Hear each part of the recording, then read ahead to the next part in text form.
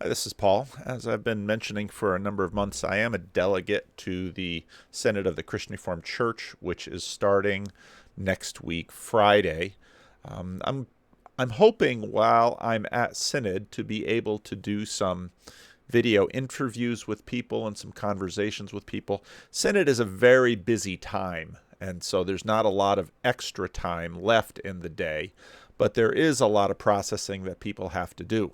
Now, if you're a member of the Christian Reformed Church, or even if you're not a member of the Christian Reformed Church, but you're curious about this whole thing, you can actually watch Synod on YouTube, and it's on a 20-minute delay. Over the last several years, there have been a number of policies that have been laid down with respect to social media. A lot of these issues have in fact been around even before Twitter and Facebook and some of those platforms arose. I remember one synod I was at where someone seemed to be giving a speech on the synod floor that they were reading off an email that someone else sent them. At this synod, there are repeated admonishments to keep the deliberation from the people in the room. But yet, increasingly, it seems that the electronic world continues to make its way into the Christian Reformed Church. So there was the convening session of Synod actually happened May 25, and there are a number of there's actually two videos that you can watch. We convened on Zoom, and so you can find people on Zoom like this. There were rows and rows and rows of people on Zoom, and then there was the service that convened the synod. We can. And I'm also grateful that this time together, in these proceedings, that this is all done before the face of God. So worship is the context of everything that we do.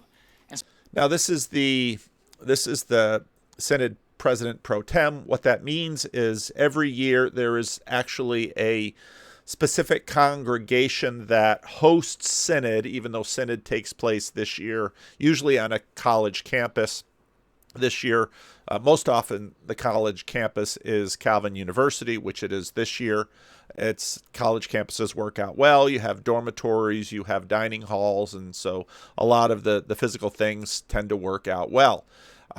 This is Reverend Dirk Vinek or Dick Vinek. He's a pastor of a church planter in the Grand Rapids area, and his church is the church that is, in a sense, hosting it. Now, some of you, especially on my channel, will pay attention to things like, well, here you've got a pastor. He's not wearing vestments. He's not wearing a collar. He's got, there's stage lighting behind him. The convening worship service was done with guitars and mics, and so very much in sort of an evangelical seeker atmosphere. Part of what's been happening with the Christian Reformed Church over the last number of decades is that it's been undergoing a process of assimilation. And the assimilation tends to be towards larger elements in the North American context. Some Christian Reformed churches have been moving fairly evangelical. And so you'll see things like stage lighting, informal dress, guitars, worship leaders, this kind of thing. Some Christian Reformed churches, especially church plants in the 80s and 90s, and particularly in the Midwest, not so much on the coast. I'll talk about church planting on the coast a little bit more. But in the Midwest, they tended to follow the seeker methodology. The seeker methodology pioneered by Bill Hybels, who incidentally grew up in the Christian Reformed Church in Kalamazoo, Michigan, and then, of course, planted Willow Creek Community Church in the greater Chicago area. So if some of you take a peek at this, you'll notice that this is fairly standard evangelical type liturgy, and they'll sing the songs. You'll have a message by the pastor, and he gives an opening message to synod. I won't make any comments on his message, but it was in many ways an appeal for unity, and that was how synod was convened. Part of what's happening in synod now is that there are increasingly what to call them, political groups, advocacy groups that are intent on shaping and taking the denomination in one direction or the other. And so right now there are more progressive groups like All One Body. There was a project called the Hesed Project. I'll put all the links down in the notes. Now, a lot of these are revolving around the human sexuality report that the Christian Reformed Church is going to be taking up at Synod. And so All One Body and the Hesed group both want to see the denomination go in a more progressive direction. Another group called the Abide Project, I've spoken about these before, want the Christian Reformed Church to go in a conservative direction. This afternoon, I discovered, interestingly enough, a couple of pastors on the Abide Project YouTube channel did sort of what I was thinking about doing. They did their own little commentary on the opening parts of Synod. And so I thought, I was thinking about doing this myself, really haven't gotten around to it. I had mixed feelings about whether or not this really fits my channel, but given all the Synod stuff that we'll be doing, I thought, well, let's take a look at this. Now, pay attention to the aesthetics. So you'll notice right away, of course, that the convening church for Synod is a church plant. And so you have all of the aesthetics of that type of church. Now, these are all Christian Reformed churches, of course. These two pastors out of Classes Zeeland decided to present themselves in this way, which is interesting. And so you've got a flannel button-down, untucked shirt, and the other pastor is wearing khakis. Both of these individuals are fairly well known as conservatives in the denomination, and I thought their take on the opening of Synod was quite interesting. So I thought, since I always do commentaries, let's do a commentary on this one. One of the many, or some of the many, with the Abide Project. Tonight we're coming to you from Coopersville, CRC. Now, it's really helpful to note that architecture, aesthetics, all of these things matter. So what you have here is what many people who grew up CRC, or many people who would have grown up evangelical, let's say, in the pre-seeker days, would be very familiar with. You have pews, you have an organ in the background, you have a cross, you have a pulpit in the center. This is a very typical, traditional Christian Reformed church sanctuary. You'll notice that, well, there's some banners up. Banners sort of came into the Christian Reformed Church sort of in the 70s and 80s, and they're sort of here to stay to dress it up. This particular congregation has a flag in the front, which is interesting. So you've got the American flag on one side and the Christian flag on the other side. And again, the pastors aren't wearing vestments or anything like that, or clerical collars. They're When we are instructed to dress, how to dress for Synod, it's business casual. And that tells you something about the culture and where the Christian Reformed Church is at. And so the Synod meeting is sort of the business meeting of the church. And I remember going to these meetings in the 70s when my father and grandfather were delegates, and they were held in the Fine Arts Center at Calvin College, then University now. But it's just very interesting noting the different aesthetics in these groups. So let's listen to these guys a little bit. A little bit after Synod just wrapped up their activities for the night. But we're not down at Calvin, Tyler. We are not at Calvin because they actually wrapped them up online. It was a Zoom, the Zoom part of it, the first part of it that the COD had worked with the executive director on. They won't be meeting in person, about another week and a half or a week or so on June 10th, on Friday, June 10th. So yeah, we got over 2 weeks before they're meeting in person. So, okay. Yep. But they dealt with, especially tonight, besides the opening, kind of an opening sort of worship and opportunity to hear a message. The big thing was the election of office bearers, or excuse me, of officers, for the different 4 different officers in the synod. Now, the way this goes, and you can actually find the video where this happened. So I'll put a link below this. If you go to the CRCNA, Christian Reformed Church in North America webpage, you can see the May 25 convening and then the May 25 part 2. And so actually the convening worship service was taped because the president pro tem was doing this from his church offices, and people had to be instructed in how to, we did a roll call, people had to be instructed into how to do the voting. So it was very Zoomish, and very, very much reminiscent of a lot of COVID. Now, the way this works is that there's an executive team elected by the synod itself to help run the synod. Now, in our denomination, each synod, each meeting of synod, in some ways stands on its own. Okay? And there is a council of delegates that is supposed to deal with the business between synods, but each synod sort of stands on its own. And so that each particular synod will elect officers to preside over that synod. It was very interesting the way the elections went. Let's see if I can find the parts of the video where this went.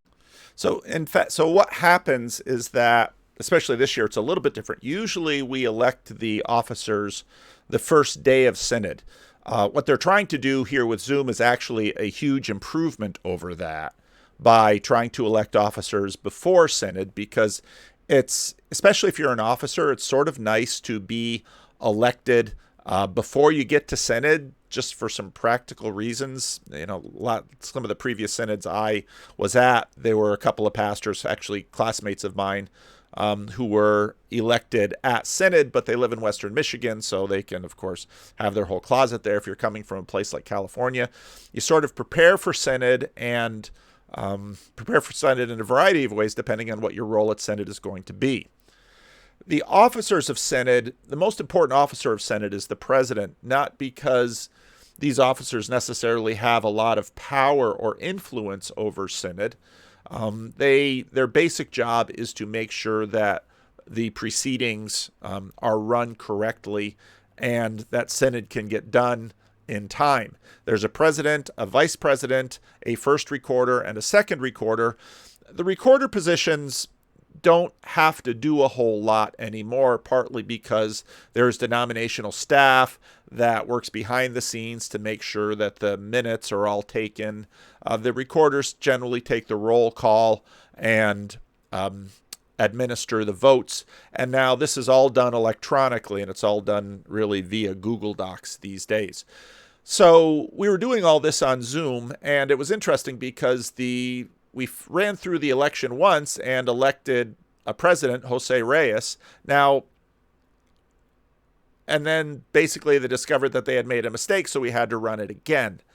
Now, Jose Reyes, I think, was very much a shoo-in candidate to win, because before synod they release a document showing the amount of experience that all the different delegates that have allowed their names to stand for office have, and Jose Reyes is the only delegate to synod this year that had experience on the executive.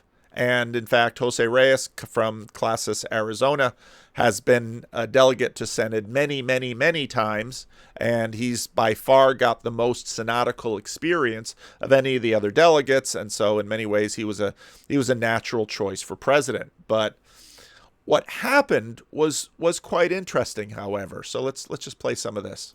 Just jump right back in to the conversation after being away for a little while here. Thank you, everybody, for your extended patience. In full transparency, in the last round, we cannot confirm that it was done 100% accurately. Oops! It's like we're in Florida all over again. actually the second. So we are going to revote with a new slate for president. Again, apologies, but we want to make sure that it's completely that this president and VP. Can you give us any information about what happened?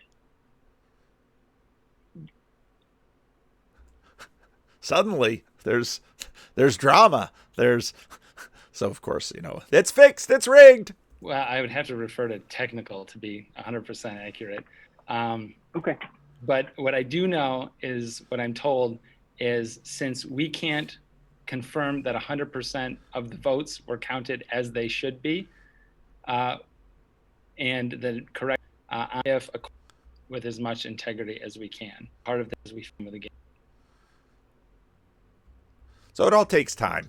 At week 3. Okay, so then we did voting. And Should have been displayed in the first time around are, in alphabetical order, Derek Buikema, Jose Reyes, and Paul Vanderklay.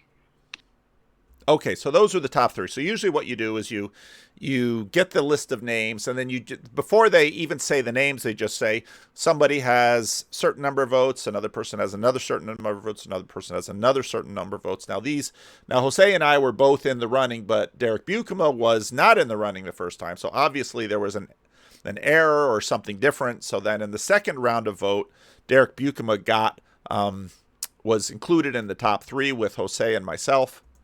And you're going to let us know when it's time to start voting? You to ready, it's coming in. And then when it was all said and done, so this is Derek Buikema. When it was all said and done, Jose Reyes was again elected to president, and then it was vice president, and then it was myself, and there's one of my other delegates from my classes. He was just up. That's Colin Watson. So then Derek was elected to vice president, and then you had election for the first recorder, and that was another pastor from Classes Zealand. And let's jump over to their commentary. Coming up, so. Yep. That was what the focus of, and was the majority of the evening, although they spent a good amount of time together in prayer too tonight. So They did do that. Yes. So, got started with the speaker or President Pro Tem. Yep. Is it? President Pro Tem, Dirk Van Eck, pastor of Encounter Church in the Grand Rapids area. And he gave a message, really just talking about, getting along, the importance of that. He talked about his kids and the importance of them in the back seat when they're traveling south, about them getting along. And people always remember the sermon illustrations more than anything else in the sermon, even the pastors. So he kind of just extrapolated that and said, as a denomination, we're kind of like almost all in a car together, and we're squabbling right now. And he said, sometimes we don't get along and sometimes we do. But then he brought it to Jesus's high priestly prayer, which a lot of times, I've been to Synod a number of different times. It's a fairly typical way that a lot of these kind of start out, talking about the importance of unity. And so I know he went to John chapter 17, especially he highlighted verse 21. Right. But the problem with highlighting 21, and I mean, we've heard this called several times, but as Reformed Christians, we know the importance of context. And if you go back just a couple of verses to verse 17 of John chapter... So I did find this interesting. They're critiquing the President Pro Tem's convening message for Synod. And again, these are from the Abide group, so they're from one of the conservative, they're from probably this year, the predominant conservative social media presence. There's Classis Minn Kota. Classis is sort of a regional body. They're sort of the conservative classis in the denomination that's been gathering other conservative churches, even ones that aren't geographical to them. And so if there's a split to the right after Synod, some people expect that Classis Minn Kota might be a group that sort of splits off from the denomination. chapter 17, it talks about sanctify them in the truth. Your word is truth. Before we can come together in unity as one, we know we have to be founded on that one truth. We have to be solidly planted on God's word. This sort of reminds me of after you get the State of the Union address, the other party gets to have a rebuttal. So it's just fascinating to me the way how, and of course I'm fully a part of this, how communications and social media are impacting the church. Now, it's interesting that the Abide channel has 93 subs, and as of today, this video has over 1,000, which is, a pretty good size video for a small channel, and probably because there are many people in the denomination that are looking for Synod news via YouTube.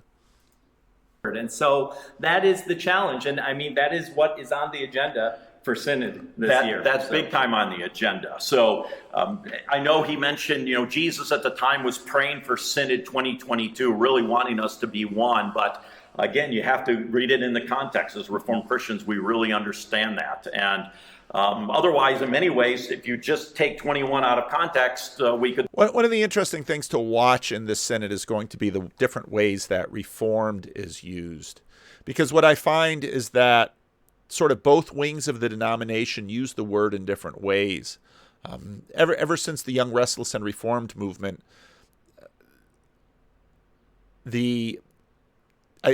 that's sort of the context in which, okay, we're Reformed, sort of, John Piper, we're Reformed in that way, not Reformed Baptist, of course, but we're Reformed in that way. Progressives will tend to use the word much more in an always reforming sort of way. So it's very interesting how both sides will sort of take on that word. And I would say that this group is very much in the confessionalist camp of the denomination. So they'll use that word very much in a confessional context, whereas the progressives will tend to use the word in let's say, an exceptional context. Could say, well, why aren't we one with the Roman Catholics, for instance? If this is exactly what Jesus meant by that, without any context of the truth, we're woefully lacking in many ways of kind of living that out just on a day-to-day level. And so, but we have some serious disagreements with Roman Catholics, for instance, on understanding of sacraments. I love their fried food and fish on a Friday night, so I could go along with that. But no, there are. But it's very difficult to do a church with them in terms of the mission, the work of the church, and in many ways, it's some of these same kind of issues. Even though we have Christian Reformed under the name, we have a greater understanding and clarity that we very likely are not on the same mission. In fact, I don't think we are on the same mission. And this Synod will really help to chart us. And I'm not sure if he's saying they're not on the same mission with Roman Catholics or not on the same mission with people on the other side of the human sexuality report. Forward. Which Christian Reformed church will we be? And that's why the officers, the selection of officers, the election of them can be very important, because it helps to set the pace about where the delegates initially, what are they thinking? What kind of direction would they like Synod to go in? And I agree with him on this point, because, and we'll walk through the election of all four delegates. All four are conservative, and the way the election sort of went, especially when we get to the election of Clerk, I think it's enormously telling where Synod is going to go. And I think the progressives are not going to like it at all. That's pretty clearly the way this is going so far. You never know. That's why you have the Synod, but I was really encouraged by that. I don't know about you. I'm guessing you were. We were thankful for them. I mean, we ran into some technical difficulties. You get 150, 170, 190, whatever the amount of delegates trying to get them online. And not everybody does that real regularly. And, technology, I was wrestling with my laptop this morning. And so I understand those kind of challenges. So they had some challenges getting going, and we had a vote and Yeah. president elected, and then we had to go back and make sure we did it right and do it again. But an error was made, both times. and they admitted that early Yeah. on. That's Yeah. why they had to go back and re-vote on the president, because they left off one of the top three vote getters, who they selected We didn't have to storm the denominational building from eventually to vote to be the president. And so they eventually went back and said, okay, well, these are actually the top three that were supposed to be there. And I wrote these down to Jose Reyes, who's the only officer or former officer of Synod. He's the only one who's been an officer before. To some extent, it makes sense that he'd be president. I mean, he's the one that's Well, you just kind of gave it away, actually, Lloyd, that he got elected president. Yeah, So, I did. Paul Vanderklay and Derek Buikema were rounded out the top three. Right. But in knowing, I know Derek, I know Jose, and I know of Paul, but I know those two personally, and I know both of those are very South Orthodox, traditional on the issue of human sexuality and marriage, and those. And so you can sense the politics. Now, Synod is a political body. It's also an ecclesiastical body. And so when I say politics here, I obviously don't mean secular politics, but there's a sense of using the machinery to pursue an outcome. And I don't think that's illegitimate. But part of what struck me during the votes was a fair amount of intentionality. Those were by far the two top vote getters. Yeah. And it's very interesting that now if you go to the Abide Project and you go to events, after Synod, there's an upcoming event. Let's see, where is it? So Abide has a convention of confessional Christian Reformed churches. Remember how I said that for a long time I've sort of called this grouping sort of a confessional faction. So they're taking on that word in bold letters. For almost a decade now, I've been asking that the Christian Reformed Church have a confessional conversation. Not a lot of takers on it. And so here we are. But at Orland Park CRC, and Derek Buikema is one of the speakers of that. He's the pastor of Orland Park, Chad Steenwijk. You'll see these names.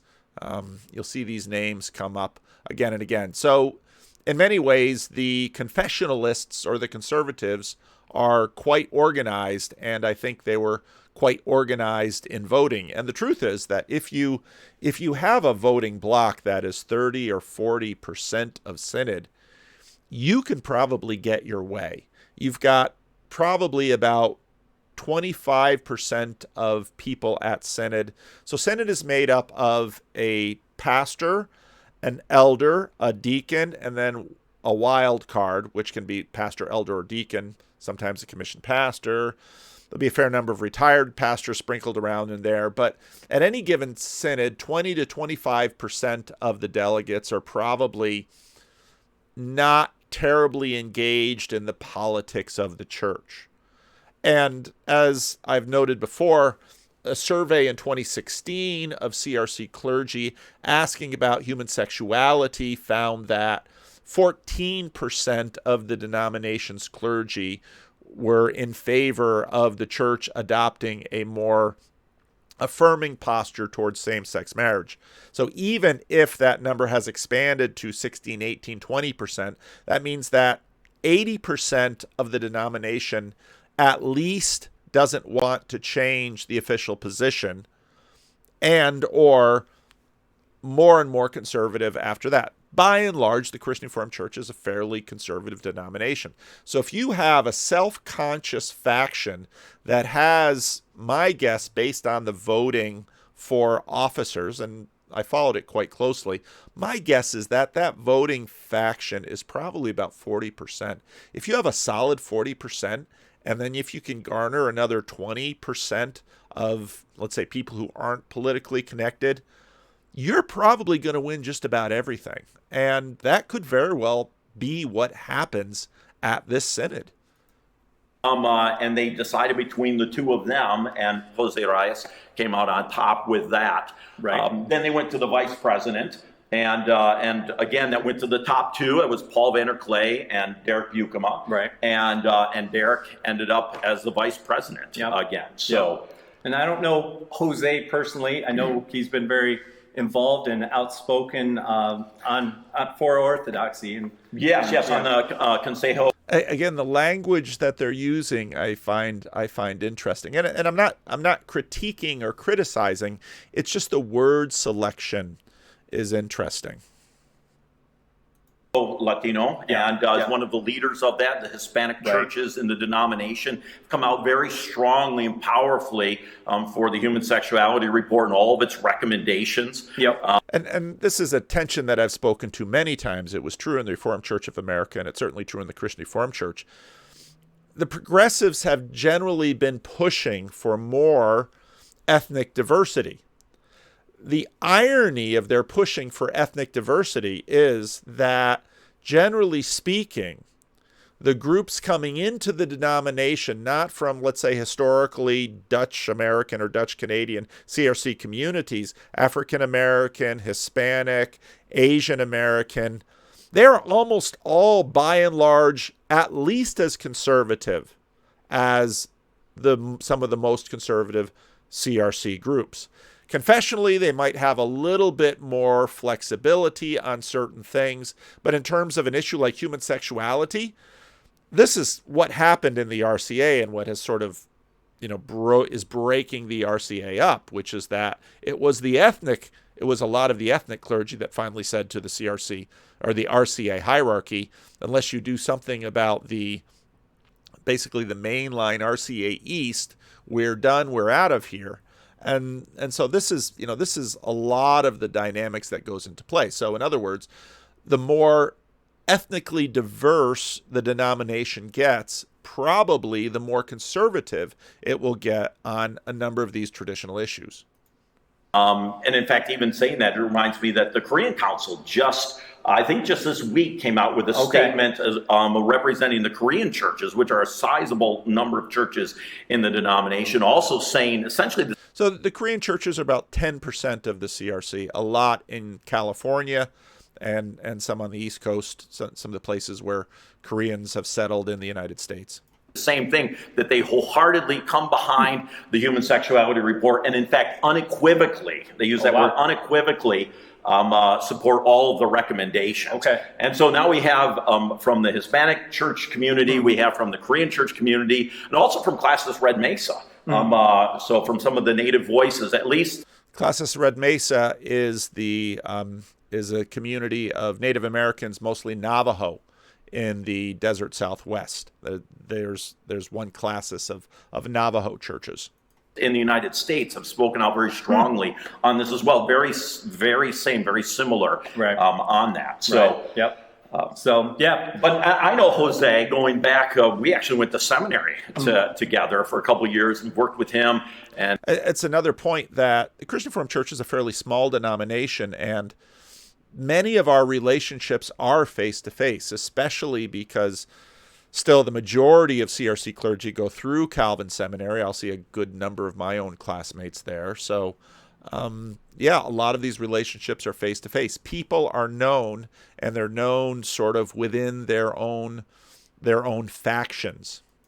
And interacted with him at synods, but I think you know Derek, right? I know Derek. I don't know. I've never haven't had the privilege of meeting Jose yet, but I've met Derek. Derek actually was interning at my home church on his first summer internship in 2010. That summer. Oh, this is interesting. We've got I'll zip over to this. This is the president of Synod. Here, guys. This is from March 20, and this is Jose, and he's Jose Reyes, Westminster Seminary, California. So he probably did if you go to a different seminary than Calvin Seminary, most often you'll wind up going another year to Calvin Seminary to pick up CRC church history and in many ways to get to know the denomination. And Jose Reyes, Westminster Seminary, California, MDiv, serves bivocational pastor at Valley Ridge Community Church in Soroco, Texas. Also serves as the stated clerk of Classis Arizona, has been delegated to Synod multiple times, a lot of times. In a small classis, that's not uncommon. You'll find people that like to go to Synod and are available to go to Synod. And Synod actually depends on people going to Synod repeatedly because it's a little bit of a different process. And so a little bio of him here. And so he has also had a presence here on the Abide group. My father had a massive stroke, ended up in the hospital right away, and it was Derek who was in the office when I had to go and talk about removing life support from my father. And so, I was thankful to see Derek's name up there and know he's served well and know the integrity that he has, as well as his pastoral heart that he's had right from seminary. So Yes. very, very thankful to see him. Derek, I mean, very solid, a pastoral heart. I know one of the big things he's really labored on, Chicagoland, where he pastors, is trying to bridge some of the divide between different racial congregations, and especially in the Black community. He's really worked and swapped pulpits, and so has really led in terms of by example of how this can look like as brothers and sisters in Christ, being able to do some common mission together, even when we disagree on some other things. But on the cores, when we have the core correct, when we have a high view of Scripture, when we love Jesus Christ and want others to come to a saving knowledge in Him, there's a lot of things you can do together. Yep, there is. But then we also had the first and second clerk. Right. Yes. We moved on to the clerk. And that was also very exciting. that was interesting to watch. That got narrowed down to 2 on the first clerk. And we had a little face-off between a couple of classes. Classes Zeeland. Which we're very partial towards, because we are both from classes Zeeland here. Now, that's also interesting because Zeeland is a community in western Michigan. I think historically had been. So the Dutch settled in western Michigan in the middle of the 19th century. My father's side went to western Michigan because immigrants tend to clump, a lot of dairy communities, a lot of farming communities. So Classis Zeeland will be one of the more conservative classes in the denomination. Classis Grand Rapids East, not too far away, one of the more progressive classes in the denomination. Classis Grand Rapids East is the classis that is sort of the center of attention, because Neeland Avenue, which is the church that has announced to the denomination that they have ordained a woman who is, I imagine she identifies as a lesbian. She has married another woman, and they have ordained her as deacon. She had been a deacon previously when she was single, I believe. And that's, of course, at the center not only of the controversy, not only the human sexuality report isn't the only controversy, that's sort of the other pole of that controversy. So that gives you a little orientation of Classis Zeeland and Classis Grand Rapids East. Classis Zeeland pastors, and so we know very well our brother Aaron Vriesman, Reverend Aaron Vriesman, who was one of the 2 names, as well as from Rebecca Jordan Hayes from Classis Grand Rapids East. Grand Rapids East. And so it's kind of, boy, if you want 2 different kind of visions of where the denomination want to go, Classis Zeeland versus Classis Grand Rapids East in terms of vision, very different visions. And there was, between these 2 officers, the Synod had a very clear choice. Right. And which direction did they choose? Well, they went with Aaron. They went with Zeeland. Okay. I mean, it makes sense. I understand. Okay, yes, that's right. So, but we know Aaron. And Now, I knew something was going on when Aaron was elected, because after I saw what happened with the previous vote, I was texting some of my buddies some of my buddies in my own classes, and I was watching this, or I was participating in it, and then I knew that once Derek had been elected vice president, I looked at the list of candidates for first recorder, and I said, Aaron's going to win that. And sure enough. Now, part of what's going on here is, again, there's tension between the elements in the denomination. So this is Calvin Christian Reformed Church in Classis Grand Rapids East, Grand Rapids, Michigan. This is a historic church in the southeast corner of Grand Rapids, which is really in many ways the hub of the denomination. Now, it's interesting that you'll see, in terms of the aesthetics, it would be similar to, say, what you'll find in Classes Zeeland. It's different from what you'll see here in a church plant. And this, in some ways, sort of gives you a taste of the establishment in the Christian Reformed Church. Now, I want to nuance that a little bit, because another element of the establishment is actually my former church in Grand Rapids, Madison Square. And I had Dave Beelan on the channel, and we talked about his story and his history. And Dave Beeland has been on the Abide channel. Dave Beeland was one of the pastors a bit outside of Classis Grand Rapids East. He was not in favor of some of the progressive statements and reports and postures that Classis Grand Rapids East has adopted. So Madison Square is also in Grand Rapids East, and if you look at Madison Square, you'll get much more the sense of it's got a little bit more seeker flavor. Madison Square had been a chapel. I talked about some of those issues with Dave Beelan and some of that history, but that's much more of, let's say, an inner city congregation. It's a little hard to peg because they've been big promoters of ethnic diversity. They've been big promoters of women in ministry, but at least Dave Beeland held sort of a side B line, which is really kind of the official position of the Christian Reformed Church.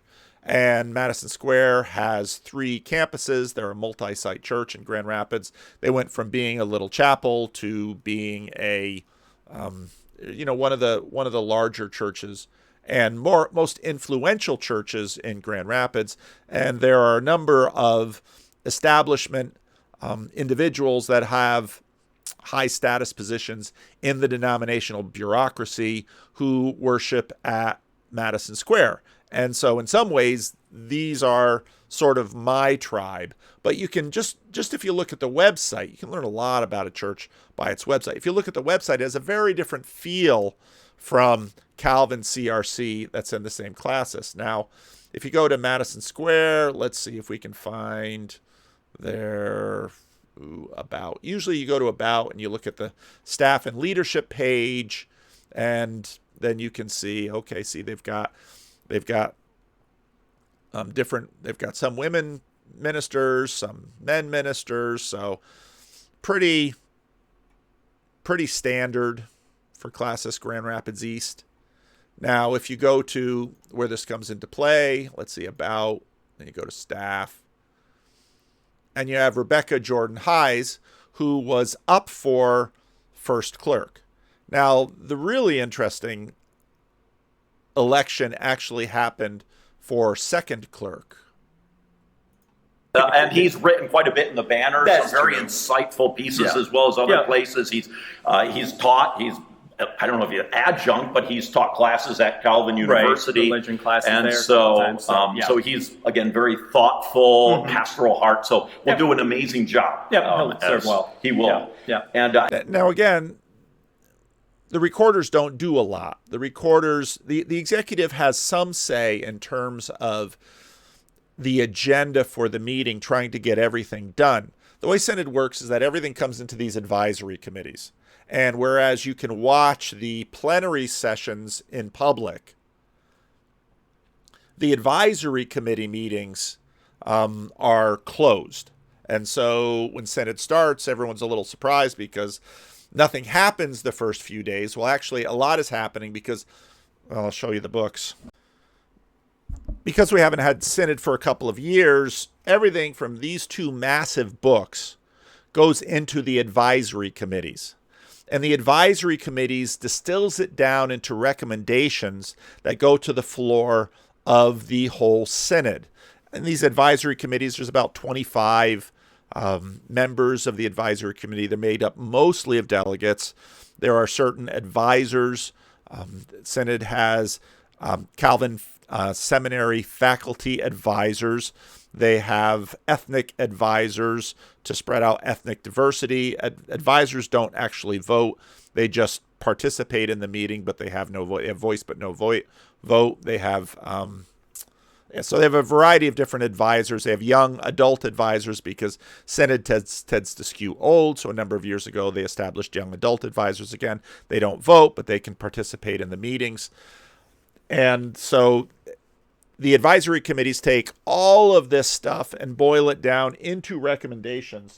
And it's actually those recommendations that go to the floor of Synod.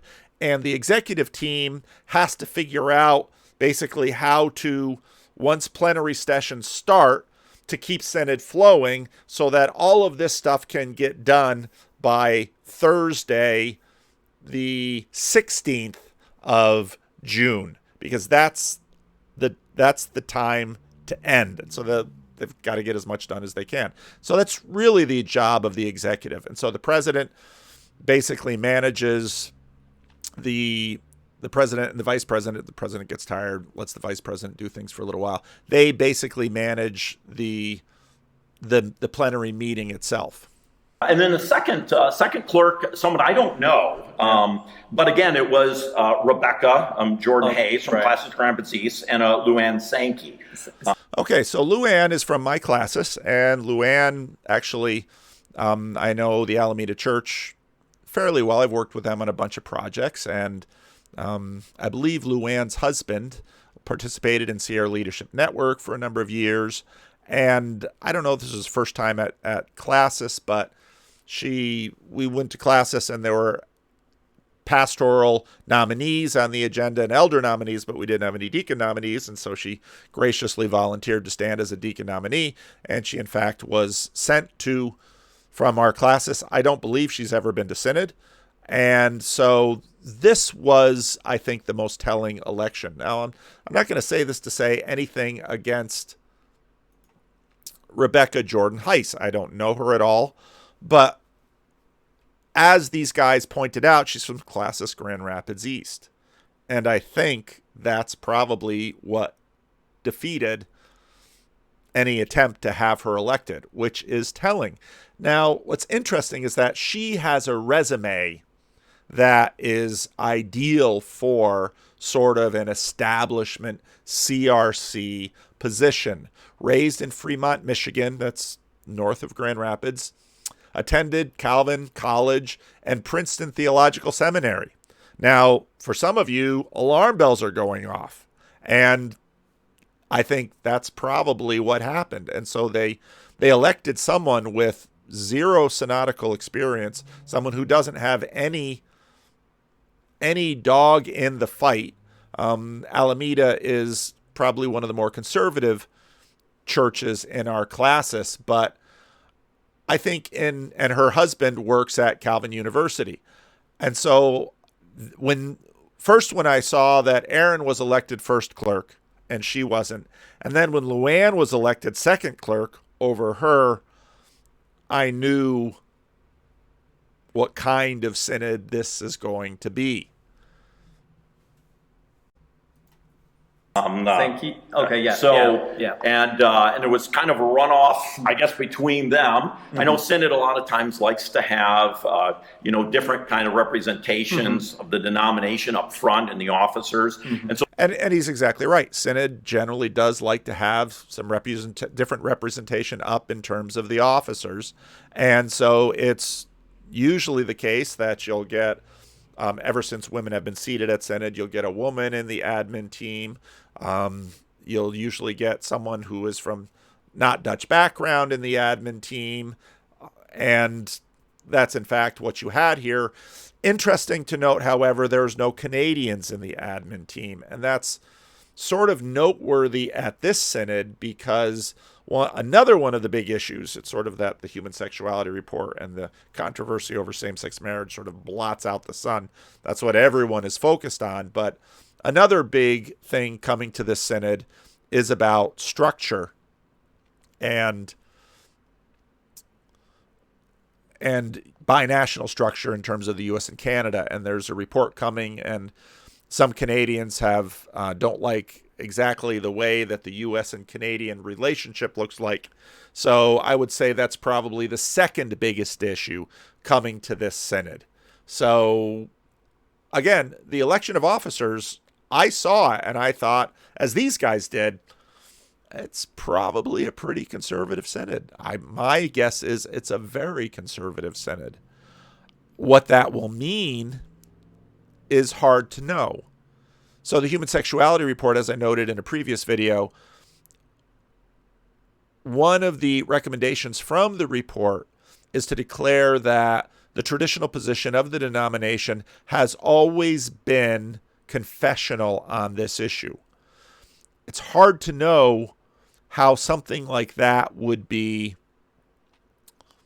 applied, let's say, to the whole denomination all at once. If you look at the video that I made, I'll put the link to it in the notes about, I think if we would approach this instead of on the basis of prohibitions, but rather ideals, we could perhaps find a better way into the conversation than what we've been doing. But given at least the early signs of where the Synod is going, I would imagine the human sexuality report gets passed pretty much as is. I don't know what's going to happen with the confessionality thing. It might pass. The difficulty, I don't know exactly what they're going to do with Neeland Avenue or Classis Grand Rapids East. Seeing that you had basically a woman pastor of a historic and to a certain degree prestigious pulpit from Grand Rapids lose 2 votes in a row. The second one to someone who is, in terms of denominational politics, a near unknown, says something about the mind of Synod that enough people had this on their mind to not want her on the executive. Those are at least indicators. But I'll tell you, every Synod is different because, as I mentioned, all of this stuff comes into those advisory committees. And in those closed meetings, which have decent representation from the whole body, in those meetings, that's really where the sausage gets made. Most of the time, Synod will pass the recommendation from the advisory committee. Now, some of you who are more suspiciously minded might say, oh, they're cooking it in closed-door meetings. I don't think that's it at all. It's because these advisory committees are, in a sense, a pretty good sample of who's on the floor. And so in the smaller group, you get to have all of those voices. You get to work out the compromises that need to be worked out. What you'll look for coming out of the advisory committee meetings will be if an advisory committee on a particular point comes out with a majority and a minority report, you'll know that the advisory committee could not find consensus on a particular matter. And when the advisory committee can't find consensus on a particular matter, that means that the debate on the Synod floor is sort of up for grabs because your sample from the larger body then is sufficiently divided that they could not arrive at consensus. So these are going to be some of the things to watch. Let's see how these guys end this. So it's between 2 women, and Luann got it. So not Rebecca, and I know Rebecca from Classis Grand Rapids East contact. So so as I look at the top officers, I'm really encouraged of the direction of Synod already. It looks promising. It looks very promising, we'll see. And hopefully it's an encouragement to the Orthodox delegates there to say this is an opportunity. Again, interesting to the Orthodox. So we've got Orthodox delegates, and I guess we have unorthodox delegates. I don't know what list they would have me on. Opportunity to really set a good course for the denomination and to not be timid on that, but instead to, with a boldness and with a confidence, say this, even in the selection of our officers, we are very strongly in one direction. We can. Now, this is very interesting because, again, if you looked at my previous video, my rule of church unity is that churches break right and leak left. As I mentioned before, I don't know that Synod can necessarily do anything sufficient to hold some of the more conservative churches. And I mentioned that I participated with First Ripon here in my classes that recently left the denomination. They haven't joined another denomination. Even if the Abide group gets its way, which it might, based on what we saw from the election of office bearers, I don't know if that's sufficient for how many of the conservative churches. Now, something like gravitation sort of matters. No one is expecting Classis Zeeland to leave. Classis Minn Kota, further away, harder to say. If the denomination sort of takes a particularly hard-line stand on this issue, we could see churches leave to the left. And whereas there are a couple of churches that over the last 40, 50 years have left to the left, most of the time it's been individuals. That's why I say the church leaks left. It doesn't usually split left or break left. But what's interesting about this is that if this synod takes a particular hard line and really looks for a way to sort of punish Classis Grand Rapids East, that could get very interesting is one word. That could get very chaotic as well. Part of what happened is there was a large number of Calvin University staff and faculty that signed a communication in disagreement with the Human Sexuality Report. Unlike Dort and some of the other colleges in the Redeemer, Calvin is owned by the Christian Reformed Church. The other schools are not. Historically, Calvin was founded by the Christian Reformed Church to train clergy and then teachers, and then it's expanded into a liberal arts college. But so this, it's going to be very interesting to see what happens. In that confidence of that we can go forward and we can really, in a healthy way, move the denomination in a solid Orthodox way. Yeah. And so it sounds like Abide is feeling positive so far. At least with the majority of the officers, Yes. And so I'm really excited by where this can go, and I hope the delegates of Synod really are empowered by that and really go forward with kind of the energy and conviction of God's word, and knowing that they aren't alone. Yep. So that's what we need. So it is. Other than that, the only other vote I caught between my 2-month-old needed another bottle, but another vote I saw was accepting the program committee's report, and that closed the work of Synod Officers 2019. So that's the other job that Synod officers do.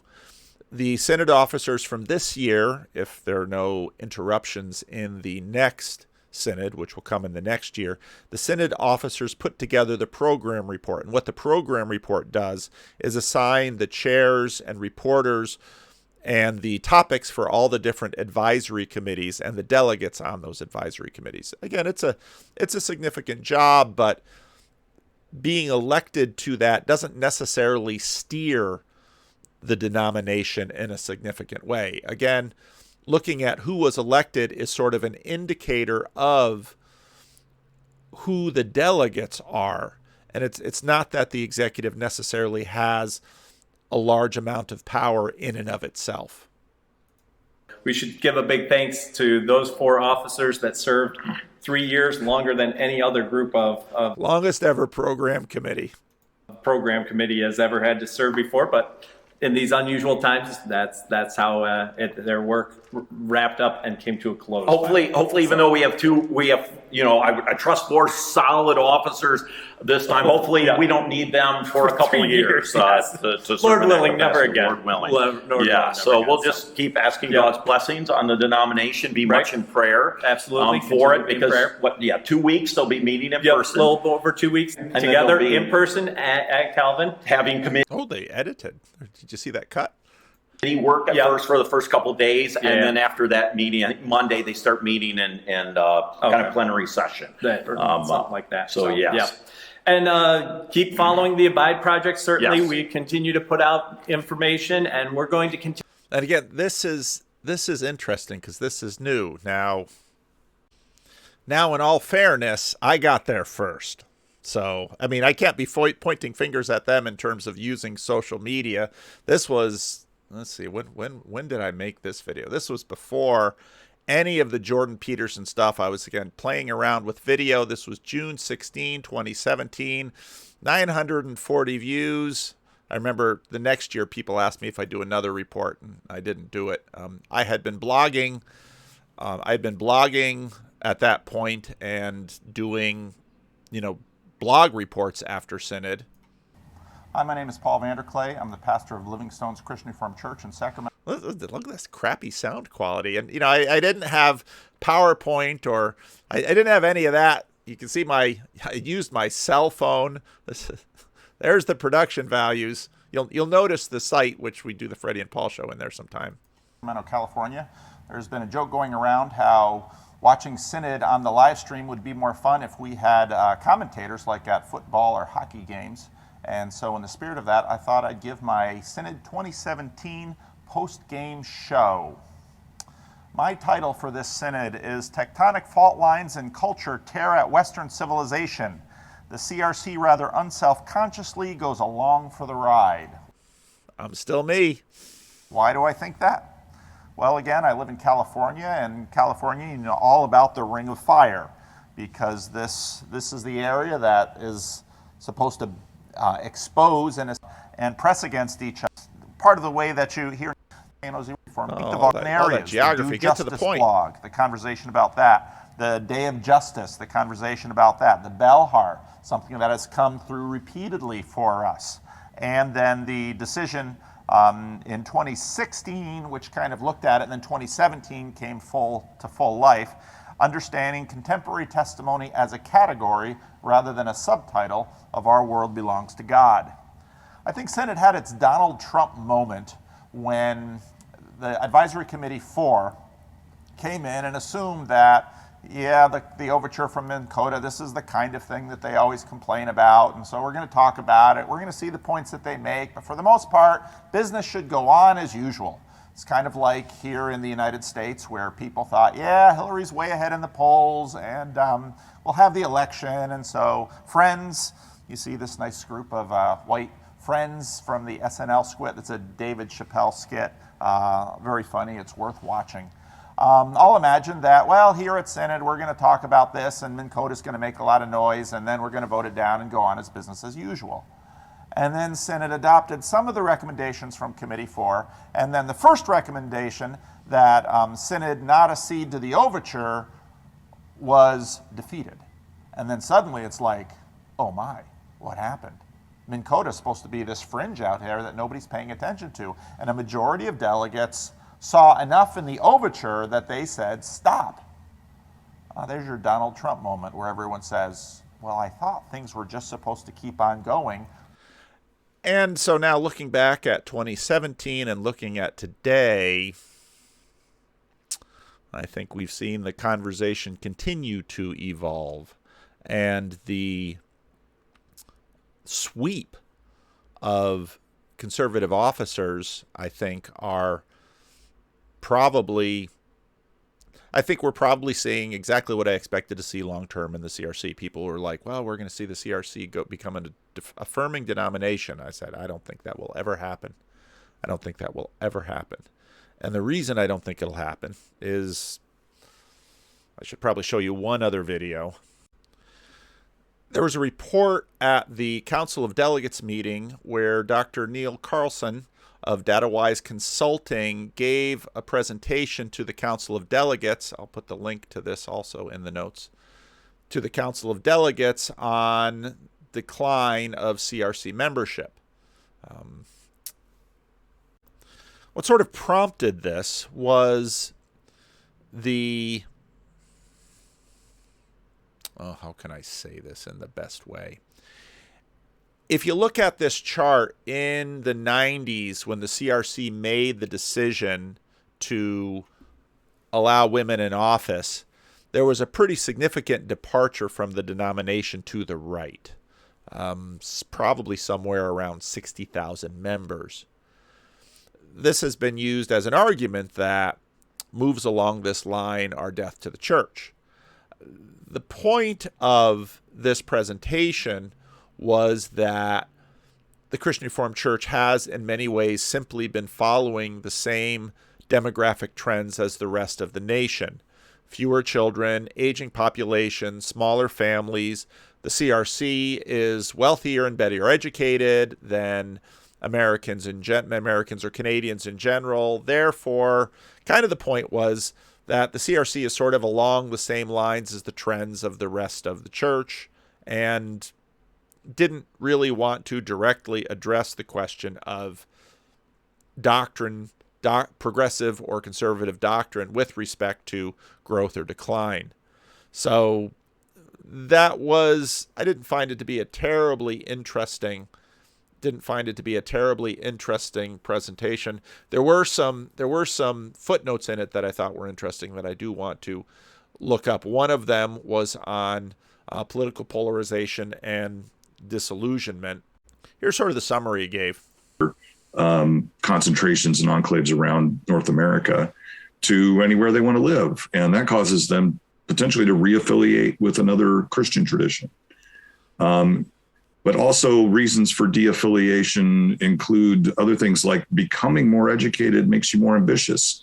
Study called Church Refugees shows that a lot of people who've left the church have not left faith, not turned away from God, but have left because their ambition to become leaders in the church has been turned away by sort of institutional fossilization. So that's on this slide. Actually, I spoke too soon. Some other national and global factors in declining religiosity. One of them that I alluded to earlier is declining social pressure to affiliate. Political polarization and disillusionment are a demonstrable, documented contributor. People leave the church from either side if they feel like their political perspective is not welcome. Institutional resistance to leadership ambition. That's the Hope and Packard Church Refugees book I referred to. That's a snowball sample of folks in Colorado where the sociologists, Hope and Packard, kept expecting to find some folks who left the church because they were disinterested, had fallen away and backslidden or whatever. They kept getting referred interviewee after interviewee to people who left because their hopes and dreams for the mission of the kingdom were not being realized. In the Council of Delegates meeting, there was a question about this later that I'll allude to. There's a question on the Our Journey 2020, Our Journey 2025 surveys that I designed that asks people about how satisfied they are with their involvement in decision-making in their congregations. And we've demonstrated repeatedly with statistical models that folks who feel like they're not included as much as they would like to be, also evaluate the health of their congregation as significantly lower than folks who are satisfied with their involvement in leadership decision-making. And the last one here that I'll point to is some recent coverage from this year of an epidemic of loneliness. In this study, a few years ago, it was true that folks who went to church were much less likely to report being lonely than folks who reported going to church. And now millennials and Generation Z who attend church are no different in how lonely they feel than folks who don't go to church. That's an amazing finding. And that's not just the pandemic and virtuality. The survey data, some of it predates the pandemic. So we have a problem potentially with social connection and community, not just in the Christian Reformed Church, but across. So overall, kind of the message I got from this piece was nothing to see here, or at least, the previous slide, victims of our own success. I don't fully buy that. partly because the evaporation experienced in the Christian Reformed Church is not uniform. The Christian Reformed Church has been losing ground rapidly in urban areas and continuing to show more robust health in rural areas. And that definitely has a theological skew. And so I think the resurgence of a certain conservatism is very much a response to the fact that, for the most part, the Christian Reformed Church is losing in urban areas, and that loss in urban areas eventually gets translated in a loss of influence in the denomination itself.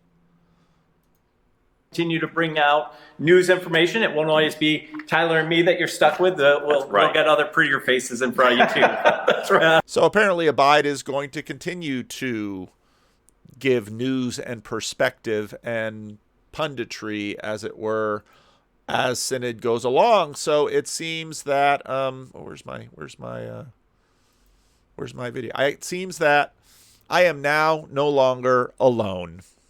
So like I said, if I find time at Synod, I also need a good internet connection. So anybody listening to this, and maybe I'll talk to the Calvin IT people and say, hey, like once a day, I need a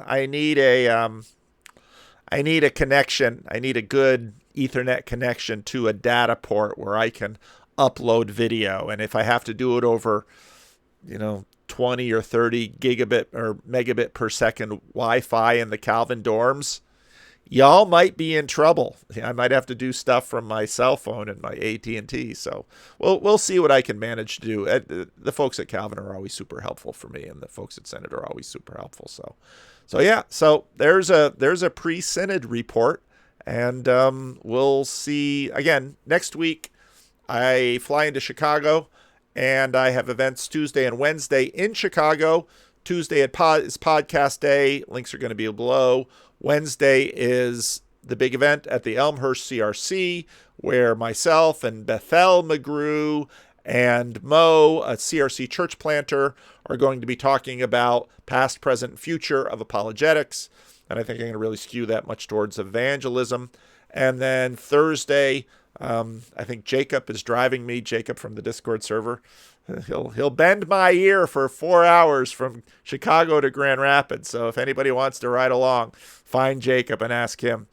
So then I think Jacob drives me to Grand Rapids, and then I get in the dorms, and I've got Voices Anonymous. What's that? CRC Voices is this little group, and we always have, we call them Voices Anonymous meetings because Voices is so addicting, or at least has been in past decades. So we get together with a little group physically from CRC Voices that evening, Thursday night, and then Friday morning, Synod gets going. And as I said, the first couple of days at Synod, there won't be a lot of news because I and others will be in advisory committees, and those are closed committees. And so I won't be doing any reporting about anything in my own advisory committee because that would be against the rules. And I want to keep those rules. I'll also not be tweeting from the Synod floor. I will, however, reserve my reports for probably the evening. And again, I'd kind of like to talk to a variety of people and hear what they have to say. And I guess I should figure out exactly what equipment I'm going to take. So maybe I can pull this off. So maybe it'll expand beyond the Synod post game. Oh, actually, maybe I should play a little bit more of this. There's some of this that probably many of you would be curious about. I'm a little curious about what I said too. Its ascendancy. Well, that brand is now under fire, and you can see that in some of the things going on.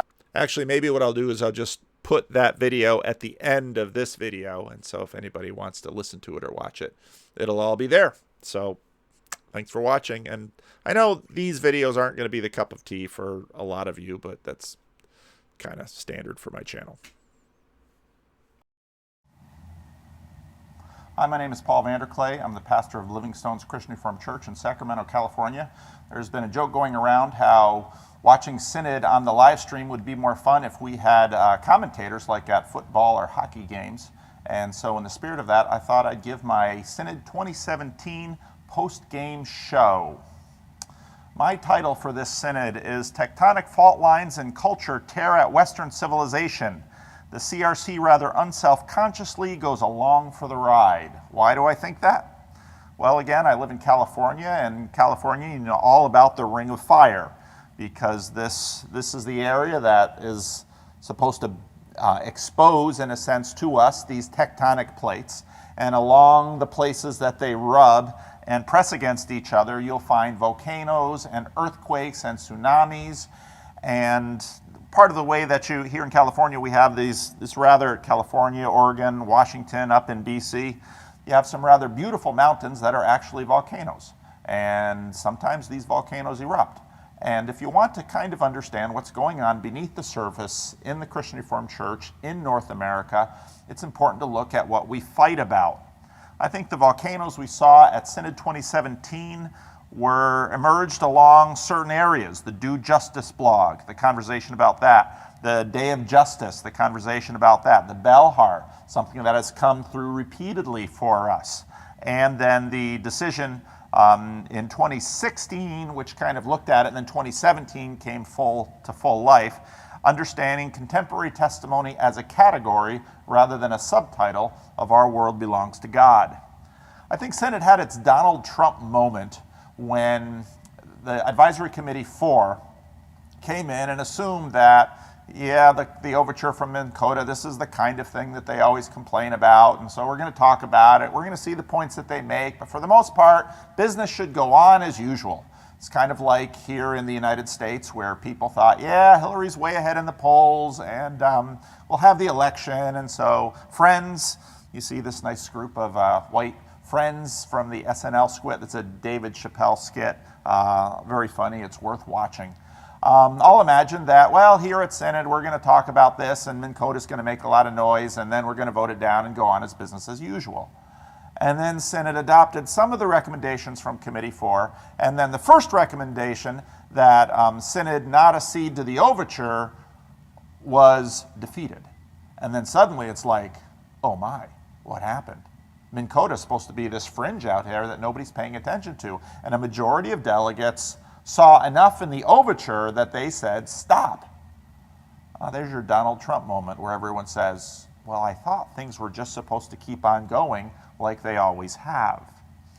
Well, there are some pretty significant fault lines going on in Western civilization right now. We see this in politics in the United States. We see it in politics in Europe. And I think part of a good way to understand it is through two books that I've read recently. David Brooks' book on the road to character in many ways really contrasts kind of the old dominant regime that fought the Second World War with the new ascending regime. Yuval Harari in Homo Deus understands the 20th century, I think, in a rather helpful way, where he says really what happened in the West in the 20th century is that three different forms of humanism battled. There's the form that got its expression in Nazism, and that was defeated by the combined forces of the Soviet Union and then the Western powers. And then the Cold War then was the war between kind of this evolutionary understanding of class warfare versus capitalist free democracies. And in the end, the free democracies won. And then that old school was very much embodied by the old mainline churches, the neo-Orthodox churches in North America. Their brand of humanism, their brand of classical liberalism kind of reached its ascendancy. Well, that brand is now under fire, and you can see that in some of the things going on at Berkeley, at Evergreen University in Washington, in Yale, in the Black Lives Matter movement, in the LGBT movement. I think there's an ascending rise of really a new orthodoxy. I tend to call it a liberationist progressivism. Those are the terms that are, this is what human life is for: individual liberation, to be free to have safe spaces, and all of this. Now, the mainline churches are cratering as an institution, but their ideas of the new mainline, of the new ascendant which I really think is basically a new civil religion that is replacing the old civil religion that won the Cold War. And the new mainline creating a new secular theocracy without church, with church or God not required. This gets into some of the stuff that Jonathan Haidt has been writing about, how a lot of the discussions about free speech are really discussions about blasphemy. That kind of a moralism has taken on a new religiosity, and right now that's behind a lot of the things battling in our culture. James Bratt, towards the end of the 20th century, wrote his book about Dutch Calvinists in modern America, and he had this matrix that you may not be able to see very well on the video, kind of between the seceders and the pietists and the infralapsarians, between the neo-Calvinists, the Kuyperians, and the supralapsarians. There's something of that going on that continues in our struggles in the Christian Reformed Church.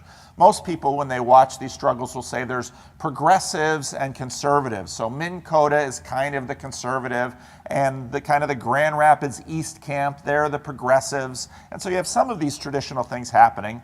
But I think one of the most important things that I've read over the last number of years to understand CRC history was James Scopp's What About a Bicentennial, Mr. and Mrs. CRC? And the main point that he's making is that conditions in the United States in the United States and Canada, and all of Western civilization really, continue to evolve. And what that means is that our fights are no longer our own. Prior to World War II, the Christian Reformed Church was rather isolated. Technological advances in radio and television, and now obviously the internet, technological disruptions have very much made the Christian Reformed Church just another one of these immigrant denominations that increasingly fights along the broader lines of conflict and factions in American Christianity. My read of the major factions right now in the Christian Reformed Church is this. You have the CRC confessionalists, and Minn Kota has kind of become the standard bearer of the confessionalists. We see churches that are against women in office going over to Minn Kota, assimilating in that group, and they produce pretty much every year a steady stream of overtures. They are engaging the Christian Reformed Church in its traditional way of looking at leadership and understanding synod as kind of the key to power. Now, they're confessionalists, and they've been waving the banner of confessions for years now, until, of course, the Belhar came, where groups that weren't terribly interested in confessions suddenly got a taste for them. Again, looking at the long-term story of the Christian Reformed Church, that's an important thing to watch. So you have the CRC confessionalists, and their standard bearers right now are kind of classicist Minn Kota, but they are not alone, and we saw that in the Donald Trump moment. We have the CRC evangelicals. They really came into their own after World War II.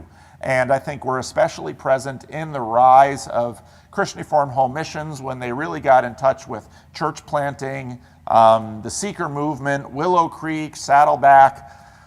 Now this group culturally, again, kind of reached their pinnacle in the 80s, but are by no means gone. They, in fact, have weathered the storm better than the main lines. And they kind of, in the Christian Reformed Church, found their heyday in the old Sunshine Church that grew into one of the CRC late 20th century's most important mega churches.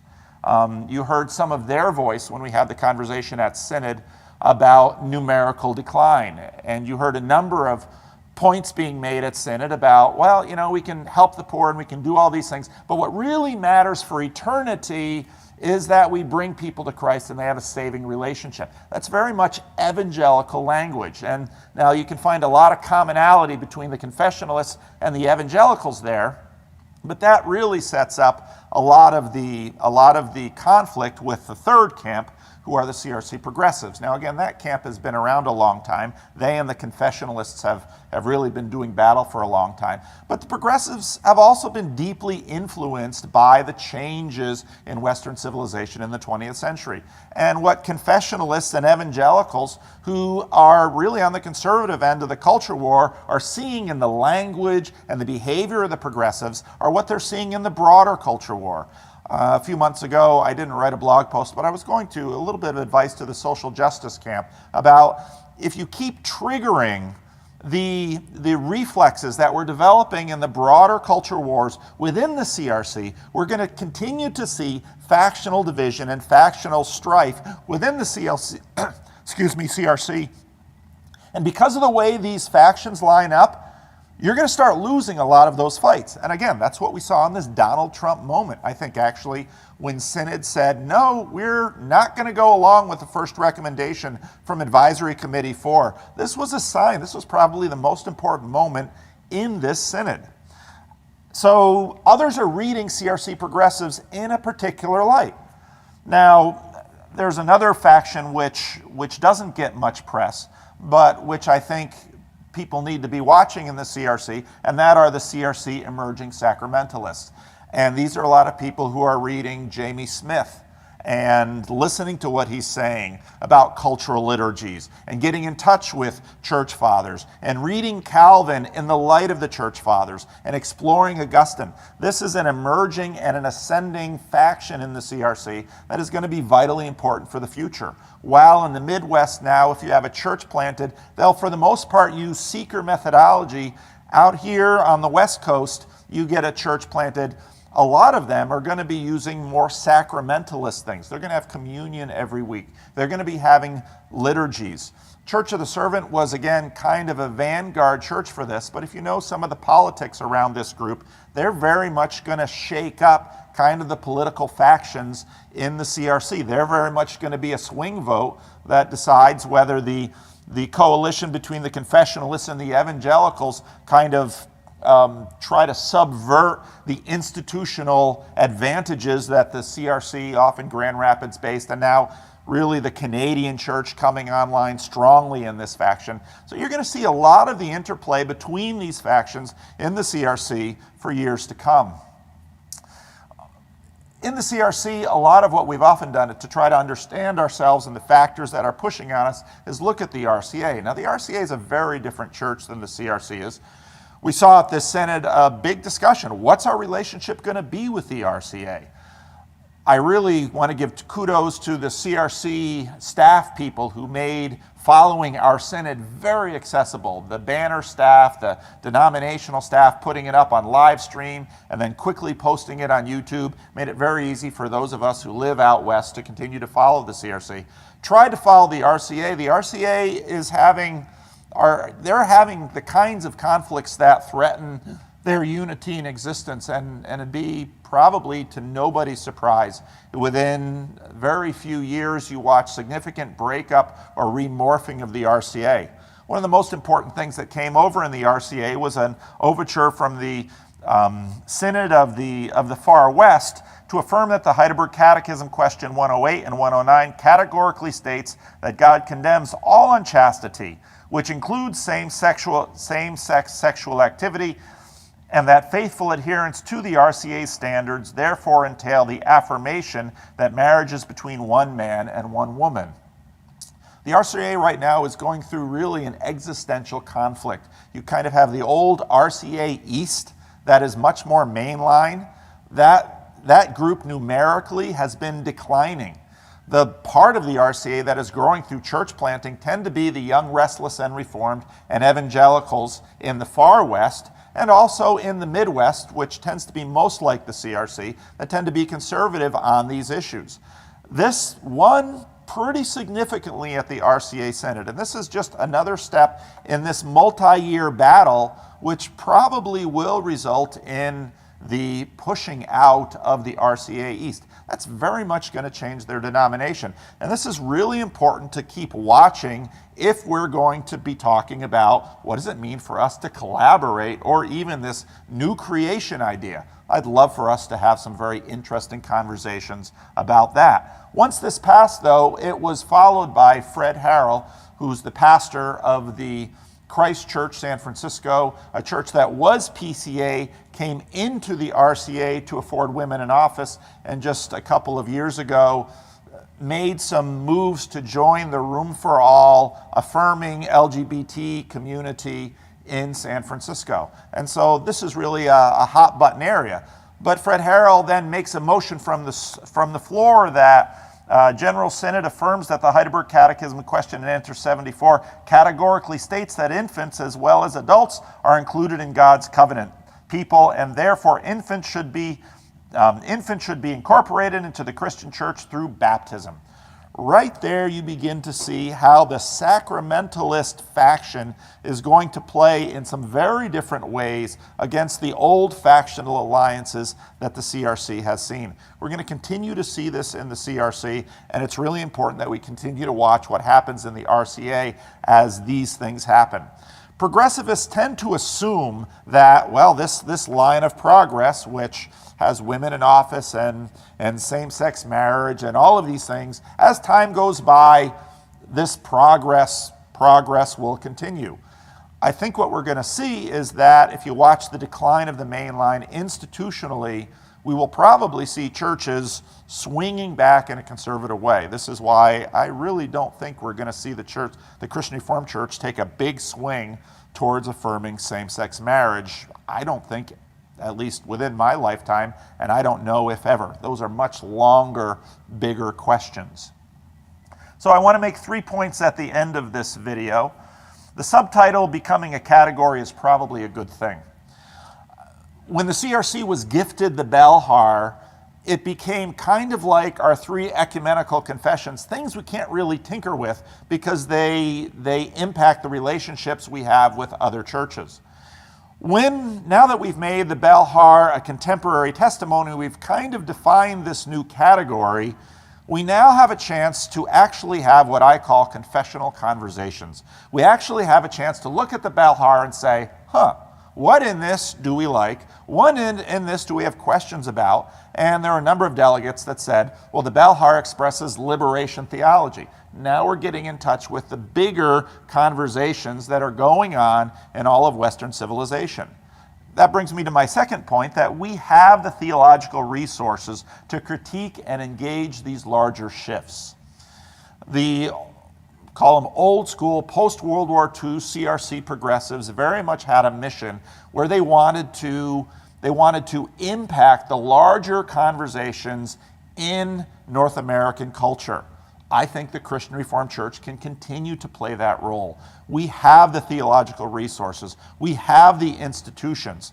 We are not using them in the church, and we're not doing our best work in terms of engaging these things. We have to figure out how to use them. Part of the difficulty is the technological disruption that's happened. We're seeing this in the conversation about the Do Justice blog. What is a blog? How do we have conversations? How do we use YouTube? How do we use blogs? How do we do Twitter? Now, this gets into my third point, which is we haven't figured out the relationship between leadership and our institutions. We changed from having a general secretary as such to an executive director, but I think as a denomination, we haven't really talked about how leadership is exerted in the denomination and what this looks like. Part of the difficulty is that we have factions, and so part of what denominations want, and you see this in the RCA, is that denominations want institutional unity. And so leadership of institutions tend to be referees. They want to make sure that process is complied with and that people play fair and that nobody leaves the fold. That's a natural inclination for institutional leadership. What that doesn't help us do is work out the kind of ways that the broader tectonic shifts are impacting and changing our factions and help us to be actually helpful to one another and helpful beyond ourselves. And so what we really haven't figured out is how should leadership work in the CRC? If you look at kind of the early part of the 20th century, the Christian Reformed looked to seminary professors as leaders. Towards the mid to late 20th century, the CRC kind of looked at banner editors as leaders. The banner is not what it has been, partly because magazines have been disrupted. The CRC is not what it used to be because technology has changed how we feel, how we sit within the broader conversation of American culture. And so what we've not really figured out how to do as a denomination is How does leadership work with our institutions? How can we, with all of these technologies, have what I call, again, confessional conversations? How can we process what's in the Belhar? How can we take our theological and institutional resources and leverage them productively so that when these shifts happen, we as a denomination don't just rather unselfconsciously repeat the kind of battles that are happening, let's say, between Jim Wallace and the Southern Baptists or the other conversations going, but how we as a denomination can use the gifts that we have inherited and say, how can we apply these to our situation, and how can we be helpful not only to our own people, but to the world beyond, and how in the process can we in fact understand our identity and our existence as a Christian Reformed church. So that's my Synod 2017 post-game show. I'm going to be posting this in all the various ways I post things. Please engage me in this conversation. You can leave a comment in my blogs as I post them on Facebook, on YouTube, on Twitter. I'll be in all those places, so please let's have the conversation.